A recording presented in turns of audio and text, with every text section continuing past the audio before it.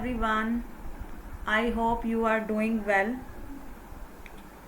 As you know, we have done some topic of chapter 1 and today we will cover remaining portion. And if you have not seen my last video, then first watch that video and then move on to this one. Let's start. What is saving? Saving क्या है, बचत क्या है? It is the part of income which is not consumed. Income का वो हिस्सा जो हम कंज्यूम नहीं करते हैं, खर्च नहीं करते हैं, उसी को ही हम सेविंग बोल देते हैं.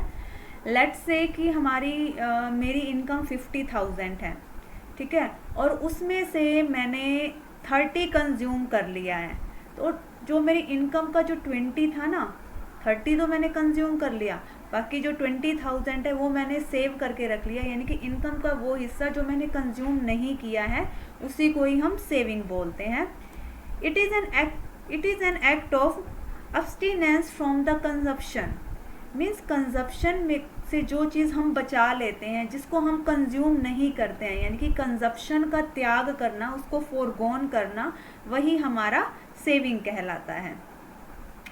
Now next is what is investment. Investment किसे कहते हैं या निवेश किसे कहते हैं? Investment is the expenditure by the producer on the purchase of such asset which help to generate income. अब इसका क्या मतलब है कि जो हमारा इन्वेस्टमेंट है ना, वो एक इस तरह का एक्सपेंडिचर है जो प्रोड्यूसर के द्वारा किया जाता है और उन चीज़ों को परचेज करने के लिए किया जाता है जो कि इनकम जनरेशन में हेल्पफुल होते हैं. मीन्स ऐसी कोई भी ऐसा टूल, कोई भी ऐसी मशीनरी जिससे प्रोड्यूसर इनकम जनरेट करता है, वो हमारी इन्वेस्टमेंट कहलाएगी. Let's take an example of sewing machine. एक सिलाई मशीन है और उसको एक टेलर ले लेता है. वो क्या करता है, उस मशीन के ऊपर स्टिचिंग करता है, कपड़े सिलता है और उसको मार्केट में बेचता है. तो वो जो मशीन होगी ना, वो उसके लिए इन्वेस्टमेंट होगी. यानी कि उस मशीन से, उस पर्टिकुलर मशीन से वो काम करता है और फिर उससे पैसा अर्जित करता है, इनकम जनरेट करता है. तो वो जो पैसा उसने मशीन को खरीदने में लगाया था, वो जो एक्सपेंडिचर उसने मशीन के ऊपर किया था, वो एज एन इन्वेस्टमेंट माना जाएगा. Is it clear? Okay, move on to next slide.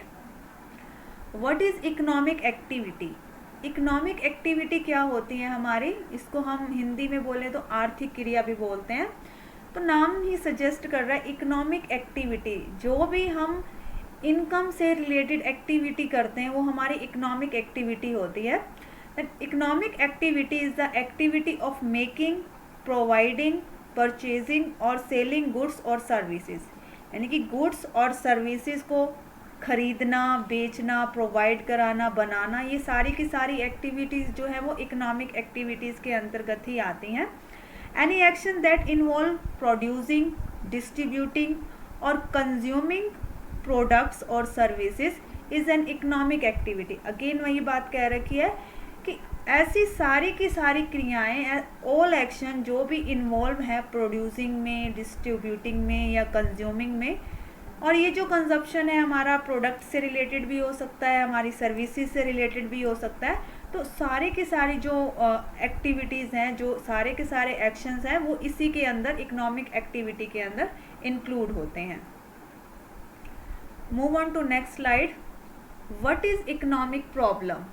Economic problem क्या है? It is problem of choice arising on account of facts. अब ये जो हमारी इकोनॉमिक प्रॉब्लम है ना, आर्थिक समस्या, ये 2 कारणों से अराइज होती है. फर्स्ट, इसको हम बोलते हैं problem of choice. Means problem तभी आती है जब हमें चुनना पड़ता है, चॉइस करनी पड़ती है. अब कैसे चुनना पड़ता है? लेट्स से मेरे पास 100 रुपीज़ हैं और उस 100 रुपीज़ को मैं नंबर ऑफ़ वेज में खर्च कर सकती हूँ. जैसे मान लो 100 रुपीज़ में मैं स्टेशनरी पे खर्च कर सकती हूँ, या फिर मुझे कुछ खाना पीना है उस पर खर्च कर सकती हूँ, या फिर मैं अपना सेव भी कर सकती हूँ। तो नंबर ऑफ वेज हैं, मैं अपने 100 रुपीज़ को किसी भी तरह से एक्सपेंस खर्च कर सकती हूँ। तो प्रॉब्लम आती है कि हम कौन से ऑप्शन को ऑप्ट करें और किसको फोरगोन करें। तो यहीं से हमारी इकोनॉमिक प्रॉब्लम शुरू हो जाती है। तो ये हमारे 2 फैक्ट्स हैं जिसे हमारी प्रॉब्लम स्टार्ट होती है। First one is resources are scarce. अब जो हमारे रिसोर्सेज होते हैं ना वो स्केयर्स होते हैं। अब स्केयर्स का मतलब क्या है? स्केयर्स को हिंदी में दुर्लभता बोलते हैं। तो दुर्लभता या स्केर्सिटी वो चीज़ होती है जब हमारे पास सप्लाई तो होती है जिसकी कम, और उसकी हम डिमांड करते हैं ज़्यादा, उसको बोलते हैं स्कैरसिटी।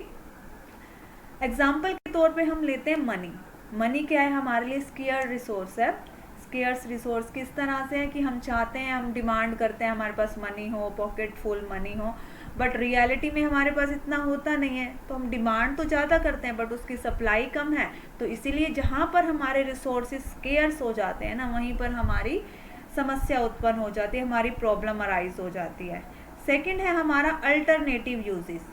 अब अल्टरनेटिव यूजेस का क्या मतलब है? आपको अल्टरनेट के बारे में पता होगा। जैसे आप MCQs क्वेश्चन करते हो, मल्टीपल चॉइस क्वेश्चन आंसर, उसके अंदर हमारे पास ऑप्शन होता है, option A, option B, option C, option D, और कोई भी एक हमने इसमें से चूज करना होता है। तो सिमिलरली यहाँ पर भी हमारे पास क्या आती है, एक प्रॉब्लम आती है कि हमारे पास मनी तो है लिमिटेड, रिसोर्सेज तो हमारे लिमिटेड हैं, स्केयर्स हैं, और उन लिमिटेड रिसोर्सेज के भी अल्टरनेटिव यूज होते हैं। मीन्स ऑप्शन ए पर खर्च करें, ऑप्शन बी पर जाएं, ऑप्शन सी के साथ जाएं या ऑप्शन डी के साथ जाएं।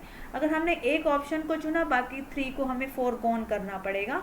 तो इसी समस्या को, इसी प्रॉब्लम को ही हम बोलते हैं इकोनॉमिक प्रॉब्लम।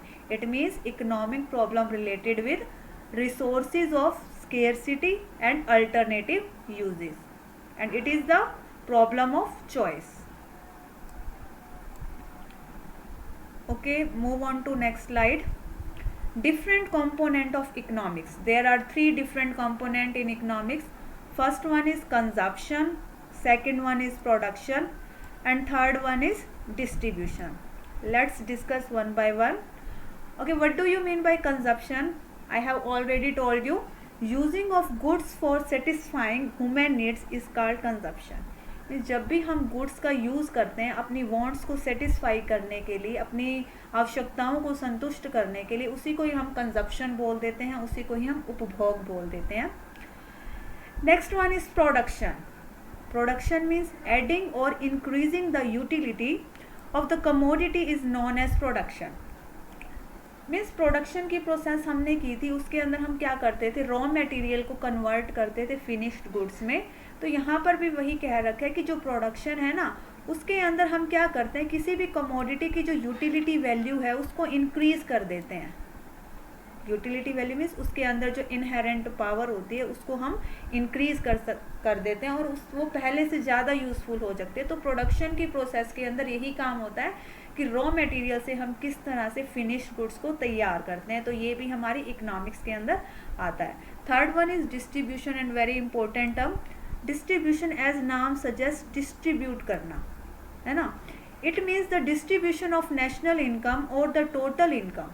मीन्स डिस्ट्रीब्यूशन के अंदर हम क्या करते हैं, जो हमारी नेशनल इनकम है या जो हमारी टोटल इनकम है ना, उसको डिस्ट्रीब्यूट करते हैं। अब हम डिस्ट्रीब्यूट किस में करेंगे, डिस्ट्रीब्यूट उसी में करेंगे जिसने उसको जनरेट किया। अब इनकम को जनरेट करने वाले ना डिफरेंट एजेंट होते हैं, डिफरेंट फैक्टर्स होते हैं। तो income is distributed among those who have work as a agent of production. जो प्रोडक्शन के एजेंट के रूप में जिसने काम किया है उसी के अंदर हम डिस्ट्रीब्यूट कर देंगे इनकम को।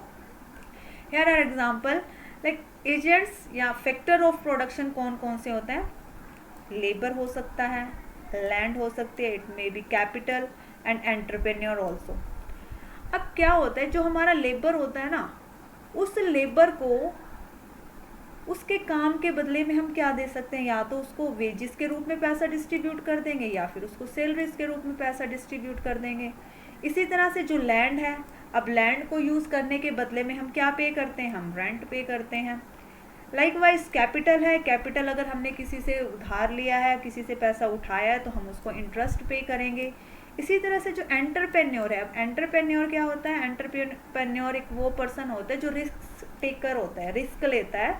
बिजनेस में क्या करता है, ये सबसे ज़्यादा रिस्क लेता है, क्योंकि ये ऑल फैक्टर ऑफ प्रोडक्शन को कंबाइन करके ना सारे काम काज को अपने ऊपर ले लेता है, और फिर ये जो भी बचता है यानी कि जो प्रॉफिट है वो एंटरप्रेन्योर के पास चला जाता है। तो ये जो हमारे फैक्टर ऑफ प्रोडक्शन है ना, जो हमारे फैक्टर ऑफ प्रोडक्शन, इन्हीं के अंदर जो हम क्या करते हैं, नेशनल इनकम को या जो हमारी टोटल इनकम है इसको डिस्ट्रीब्यूट करते हैं। इसी के अंदर डिस्ट्रीब्यूशन के अंदर हमारा यही पार्ट कवर होता है। Thank you so much guys, keep learning, and if you have any doubt and you can put comment in comment section. I will sort out your queries. Thank you, keep learning.